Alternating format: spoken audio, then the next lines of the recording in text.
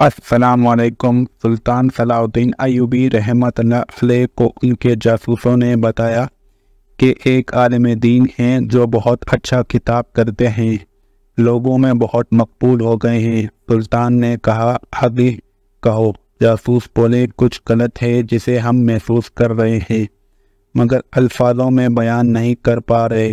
سلطان نے کہا، جو بھی دیکھا اور سنا ہے بیان کرو۔ جاسوس بولے کہ وہ کہتے ہیں کہ نفس کا جہاد افضل ہے، بچوں کو تعلیم دینا ایک بہترین جہاد ہے، گھر کی ذمہ داریوں کے لیے جدوجہد کرنا بھی ایک جہاد ہے۔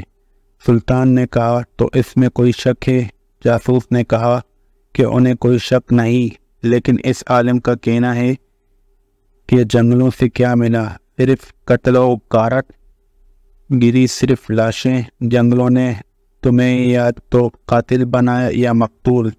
سلطان بے چین ہو کر اٹھے، اسی وقت عالم سے ملنے کی ٹھانی، ملاقات پیش قتل کر کی۔ وہ جاتے ہی سوال کیا کہ جناب، ایسی کوئی ترتیب بتائیے کہ بغیر جنگ کے مسلمانوں کے خلاف مظالم کو ختم اور بیت المقدس کو آزاد کرایا جا سکے۔ عالم نے کہا، صرف دعا کریں۔ سلطان کا چہرہ غصے سے لال ہو گیا۔ وہ سمجھ چکے تھے کہ یہ عالم پوری صلیبی فوج سے بھی زیادہ خطرناک ہے۔ سلطان نے سب سے پہلے اپنے خنجر سے اس عالم کی انگلی کاٹ دی۔ وہ بری طرح چیخنے لگا۔ اب سلطان نے کہا کہ اصلیت بتاتے ہو یا گردن بھی کاٹ دوں؟ پتہ چلا کہ وہ سفید پوش عالم ایک یہودی تھا۔ یہودیوں کو عربی بخوبی آتی تھی، جس کا اس نے فائدہ اٹھایا۔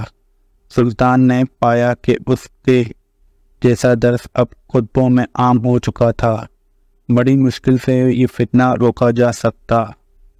یہ فتنہ اس وقت بھی پوری آب و تاب سے رواں دواں ہے۔ آخر کیوں لوگ اسلام کو بدعظم بنانا چاہتے ہیں، جبکہ یہ ممکن ہی نہیں کہ ظالم کا سامنا کیے بغیر ظلم کا خاتمہ ہو جائے۔ تو دوستوں، ویڈیو اچھی لگے تو لائک اینڈ سبسکرائب کرنا مت بھولیں۔